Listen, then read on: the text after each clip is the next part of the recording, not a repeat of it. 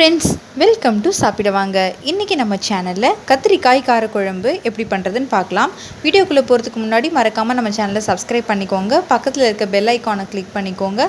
அதில் ஆல்ங்கிற ஆப்ஷனை செலக்ட் பண்ணிக்கோங்க. வாங்க வீடியோக்குள்ளே போகலாம். கடாயில் 3 டேபிள் ஸ்பூன் நல்லெண்ணெய் சேர்த்துருக்கிறேன். 1/2 ஸ்பூன் கடுகு, 1/2 ஸ்பூன் சீரகம், 1/4 ஸ்பூன் வெந்தயம் சேர்த்துருக்கிறேன். இப்போது இந்த தாளிப்பு நல்லா பொரியணும். காரக்குழம்புக்கு எப்போவும் நல்லெண்ணெய் சேர்த்து செஞ்சோம்னா அதோட டேஸ்ட் ரொம்பவே நல்லாயிருக்கும். இப்போ கடுகு நல்லா பொரிஞ்சதுக்கப்புறமா 20 பூண்டு பல் உரித்து வச்சுருக்கிறேன். அதையும் சேர்த்து நல்லா வதக்கிடலாம். பூண்டு நல்லா எண்ணெயிலே வதங்கி அதோட கலர் மாறணும். இந்த நேரத்தில் ஒரு கொத்து கருவேப்பிலை சேர்த்துக்கிறேன். கருவேப்பிலையும் பூண்டும் எண்ணெயில் நல்லா வதங்கணும். ஒரு பெரிய வெங்காயத்தை பொடியாக நறுக்கி வச்சுருக்கேன். அதையும் சேர்த்துக்கிறேன். வெங்காயத்தை சேர்த்துட்டு நல்லா வதக்கி எடுத்துக்கோங்க. வெங்காயம் சேர்த்திங்கன்னா இன்னும் டேஸ்டியாக இருக்கும். இப்போது வெங்காயம் அதோட கலர் மாறுற வரைக்கும் நல்லா வதக்கி எடுத்துக்கலாம்.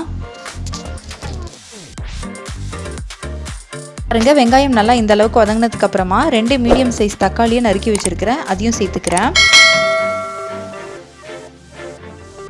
இப்போது தக்காளியோட பச்சை வாசனையெல்லாம் போய் நல்லா குழஞ்சி வர வரைக்கும் நம்ம வதக்கி விட்டுடலாம்.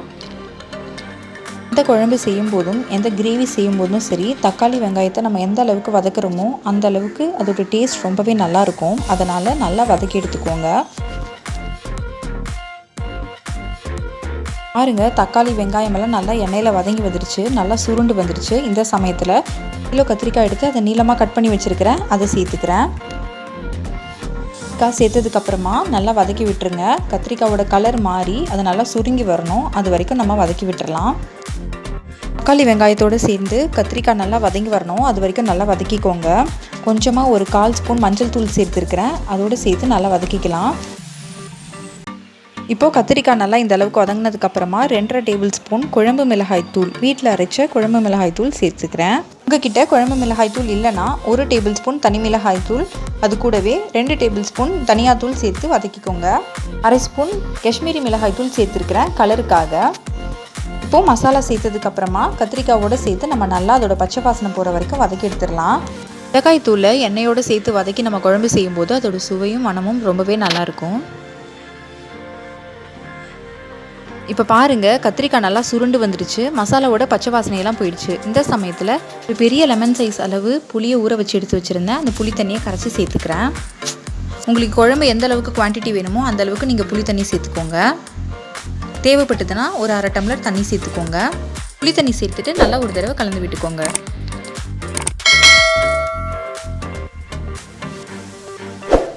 குழம்புக்கு தேவையான அளவு உப்பு சேர்த்துக்கலாம்.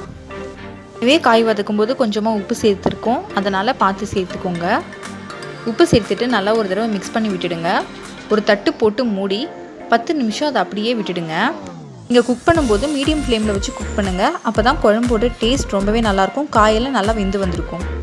இப்போ 10 நிமிஷத்துக்கு அப்புறம் நம்ம ஓப்பன் பண்ணி பார்த்தோன்னா நல்லா குழம்பு கொதிக்குது. நல்லா எண்ணெயெல்லாம் தெளிஞ்சு வந்திருக்கு பாருங்கள். இந்த சமயத்தில் ஒரு 1/2 ஸ்பூன் வெல்லம் இடித்து வச்சுருக்கிறேன். அதை நான் சேர்த்துக்கிறேன். வெல்லம் சேர்க்கும்போது காரத்தை நல்லா பேலன்ஸ் பண்ணி கொடுக்கும். அது மட்டும் இல்லாமல் ரொம்ப டேஸ்டியாக இருக்கும். கண்டிப்பாக ட்ரை பண்ணி பாருங்கள். வெல்லம் சேர்த்துட்டு மறுபடியும் மூடி போட்டு ஒரு 2 நிமிஷம் கொதிக்க விடுங்க.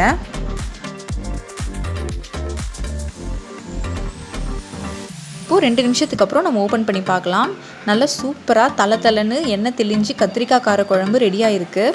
சூடான சாதத்தில் கொஞ்சமாக குழம்பு ஊற்றி மேலே கொஞ்சம் நெய் விட்டு சாப்பிட்டிங்கன்னா ரொம்பவே டேஸ்ட் சூப்பராக இருக்கும்.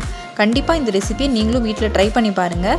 ட்ரை பண்ணி பார்த்துட்டு எப்படி இருந்துச்சுன்னு கமெண்ட்ஸில் சொல்லுங்கள். உங்கள் ஃப்ரெண்ட்ஸ் அண்ட் ஃபேமிலிக்கு இந்த வீடியோவை ஷேர் பண்ணுங்கள். மறக்காமல் நம்ம சேனலுக்கு சப்ஸ்கிரைப் பண்ணிவிடுங்க. தேங்க்ஸ் ஃபார் வாட்சிங்.